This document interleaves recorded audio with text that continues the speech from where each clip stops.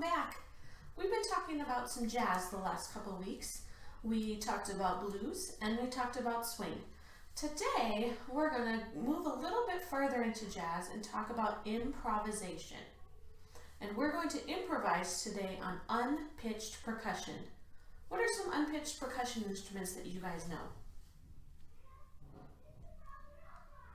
Do you see some clues in my office here? You might see a few. Unpitched percussion is anything that fits in the percussion family that doesn't have a pitch, meaning you can't sing what it plays. If we think about a xylophone has pitches that we can sing. Do, re, mi, fa, sol, la, ti, do, right? But a drum doesn't have pitches. It's one sound. You can, of course, make different sounds on the drum, but it doesn't have pitches. So I raided my 5-year-old's music box. I'm sure you're not surprised that he has quite a stash, but he does. And I brought out what I could find of his that is unpitched percussion to show you and remind you today about unpitched percussion. So we have a tambourine. These are rhythm sticks from school. You probably recognize them. I already showed you our little drum. He's got some maracas. This one you might not have seen. This was new at school this year. This is called a shekere, and it's an African instrument. It's kind of like a shaker. The beads hit against the inside and make a good, cool sound. Oh, probably not gonna stay there. Oh, we better put that one away. We got a clapper, some jingle bells. We got a tone block.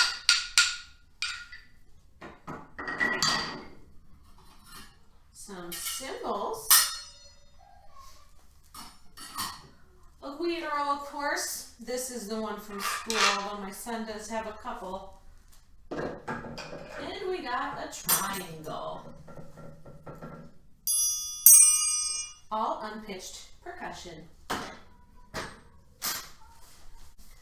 You should have something to play on with you today. Hopefully you were able to find something that you can shake, something that you can scrape, and something that you can strike. Those three things are what make an instrument a percussion instrument, as opposed to our other families that don't have any of those qualities. So even though I've got all this stuff with me, I went searching through my house too to find some stuff that wasn't already an instrument that I could play with today. So let me show you what I found. Some of you might have saw this last time. This is my egg shaker. My kids and I made some out of Easter eggs. Just has rice in it. But you could find anything. You could put popcorn kernels in a bottle. You could put rice in a bottle or a jar. Whatever you can find that you can shake. I pulled out a bucket to tap. Buckets work really well when you don't have drums. The scrape one was the hardest to find.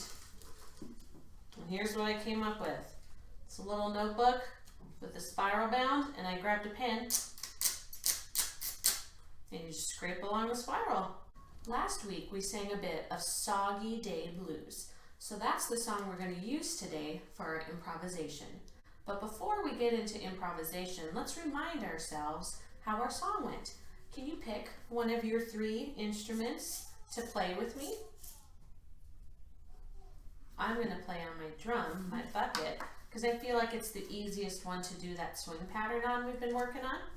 And we're going to play that as we sing. And if you don't remember, this is how our swing rhythm went.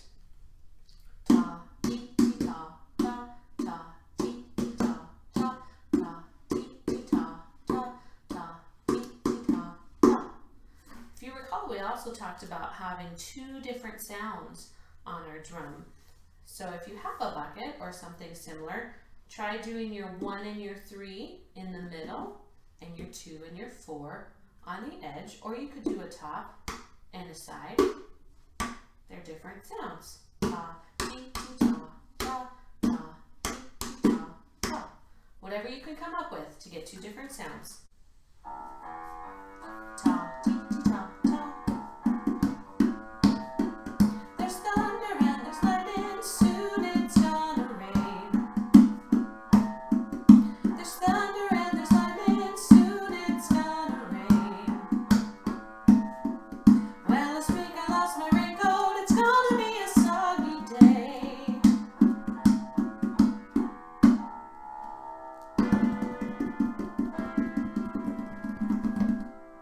Feel free to add a cool ending there if you like.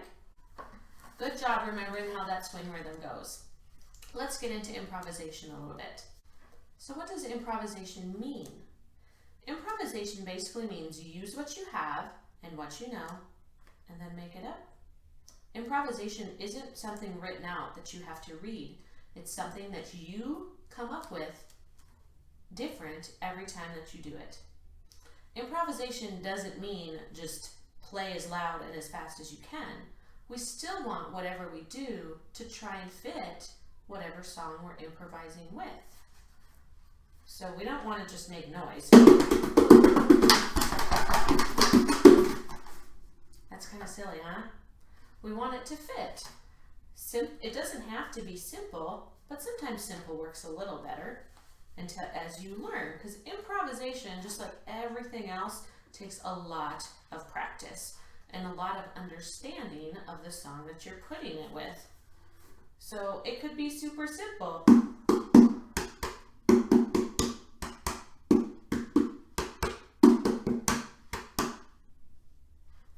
I was just doing a simple rhythm and I was changing where I was playing on my drum.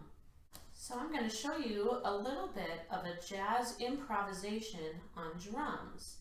And I hope you notice as you're watching how the player is using all of the drums he has around him and several cymbals.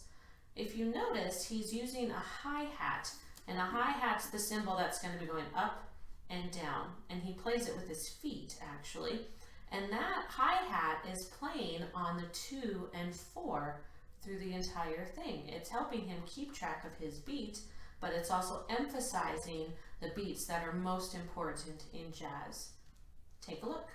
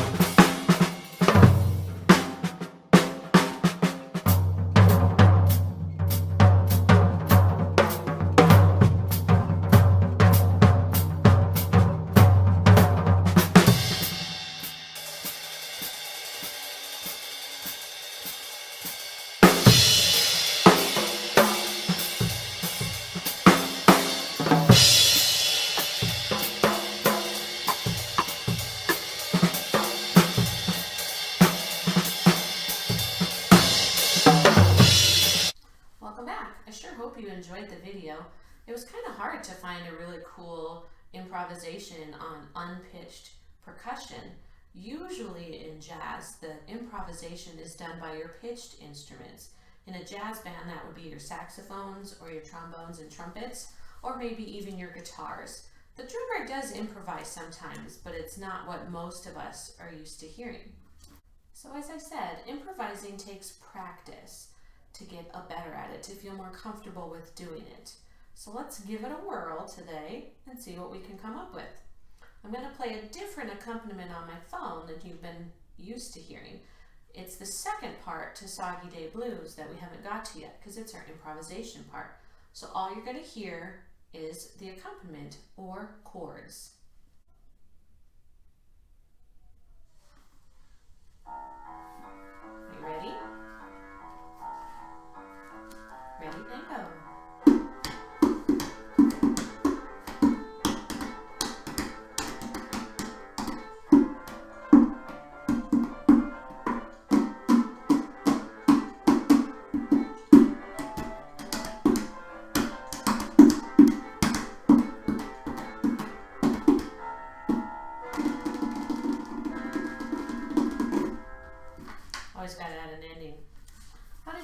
improvisation go?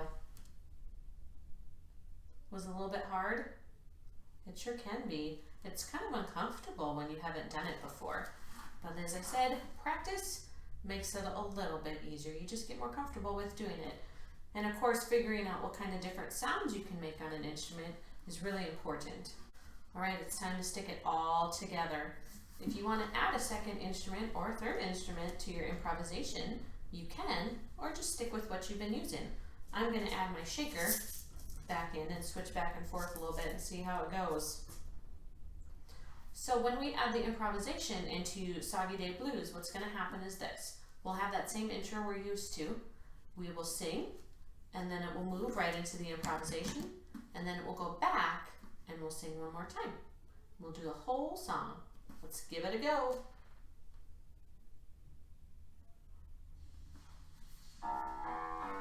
Ta, ta, ta. There's thunder and there's lightning, soon it's gonna rain.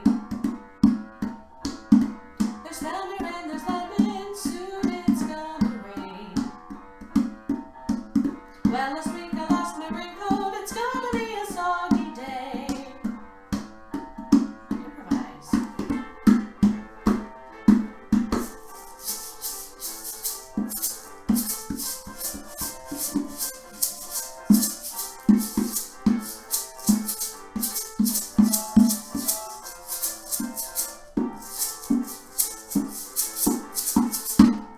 Back to our rhythm.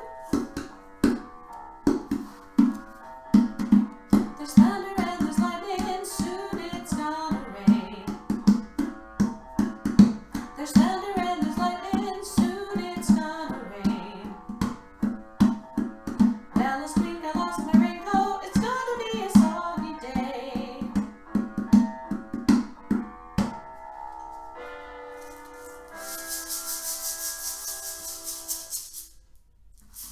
Good job, guys. Thanks so much for joining me today. On our choice board page, I put 2 links at the bottom if you're interested in listening to a little bit more.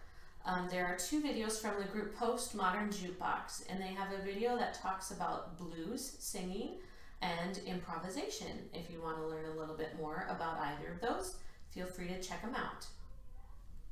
I'm also going to put a link on there to something called Does It Swing? And Does It Swing is a 3-part series on YouTube about jazz history, and they also have quite a bit in there about improvisation. If you're interested in that, go ahead and check it out. The link is for the first part. If you're interested in the other 2 parts, they'll be the right next ones on YouTube. One of the coolest parts in that is a trombone player who does an improvisation using a plunger mute, which, just like it sounds, looks just like a plunger you would use in your toilet. But it's super cool if you want to check that part out. Lastly, before we go, your teachers probably told you that the specials team added a form to our choice boards where you can click and let us know what kind of things you did, answer a few questions, so that we can give you credit for the work that you are doing at home. See you guys next week. Have a good rest of your week. Bye-bye.